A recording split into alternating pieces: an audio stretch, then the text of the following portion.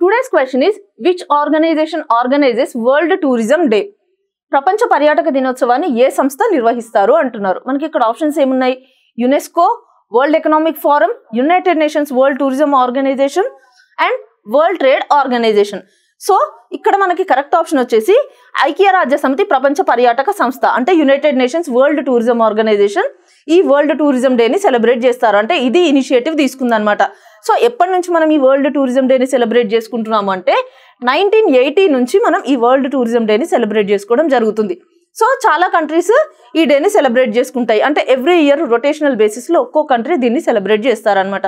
So ఈ 2025 ఇయర్లో వచ్చేసి మలేషియాలో సెలబ్రేట్ చేస్తున్నారు.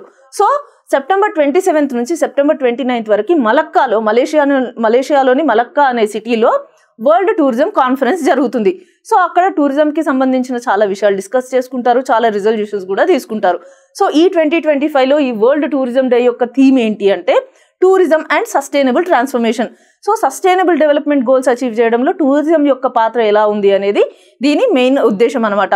అసలు ఎందుకు ఈ టూరిజం డేని మనం సెలబ్రేట్ చేసుకోవాలి? United nations world tourism organization వాళ్ళు దీన్ని ఎందుకు ఇనిషియేటివ్ తీసుకొచ్చారు అంటే, సో అసలు ఈ టూరిజం సెక్టర్ మన కంట్రీస్, మల్టిపుల్ కంట్రీస్ యొక్క సోషియో ఎకనామిక్ గ్రోత్ని ఎలా ఇంపాక్ట్ చేస్తుంది అండ్ సస్టైనబుల్ డెవలప్మెంట్ గోల్స్ని ఎలా సపోర్ట్ చేస్తుంది అనేదే దీని మెయిన్ థీమ్.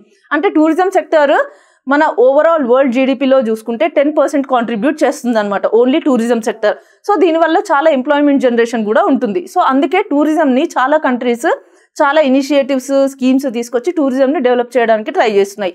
అండ్ మన ఇండియా వరకు వస్తే ఇండియాలో టూరిజం కోసం చాలా ఇనిషియేటివ్స్ తీసుకొచ్చారు. లైక్ స్వదేశ్ దర్శన్ ప్రోగ్రామ్ కావచ్చు, ప్రసాద్ ప్రోగ్రామ్ కావచ్చు, vibrant villages program, cruise mission program. So ఇలా చాలా ప్రోగ్రామ్స్ తీసుకొచ్చారనమాట, చాలా ఇనిషియేటివ్స్ తీసుకొచ్చారు. అంటే మల్టిపుల్ టూరిస్ట్ సర్క్యూట్స్ని క్రియేట్ చేశారు వీటిలో. అంటే సో ఇవన్నీ క్రియేట్ చేయడం వల్ల టూరిస్ట్ ఫుట్ ఫాల్ అనేది ఎక్కువ ఉంటుంది. సో మన ఇండియాలో ఈ ఆగస్టు 2025 వరకు చూసుకున్నట్టయితే nearly around 56 lakh foreign tourist ఇండియాకి వచ్చారు. అండ్ డొమెస్టిక్ టూరిస్ట్ ఎంతమంది ఉన్నారు అంటే 303 crore డొమెస్టిక్ టూరిస్ట్ ఉన్నారు. అండ్ ఈ ఫారెన్ టూరిస్టులు ఎవరైతే ఉన్నారో వాళ్ళు ఓన్లీ ఎంజాయ్మెంట్ కోసమో, రిలాక్సేషన్ కోసమో కాకుండా మెడికల్ పర్పస్లో వచ్చే టూరిస్టులు కూడా చాలా మంది ఉంటారు. సో ఈ ఫారెన్ టూరిస్టులలో 4.1% of the population medical purposes కోసమే ఇండియాకు వస్తున్నారంట. సో ఇన్ని విధాలుగా టూరిజంని మనం ఎన్ని ఎక్కువ ఇనిషియేటివ్స్ తీసుకొని ఎలా డెవలప్ చేయొచ్చు అంటే ఈ టూరిజం సెక్టార్ అనేది మన ఇండియా జీడిపికి చాలా రకాలుగా ఉపయోగపడుతుంది. అంటే ఇండియా జీడిపి గ్రోత్లో టూరిజం సెక్టార్ అనేది చాలా ఇంపార్టెంట్ రోల్ ప్లే చేస్తుంది అనమాట.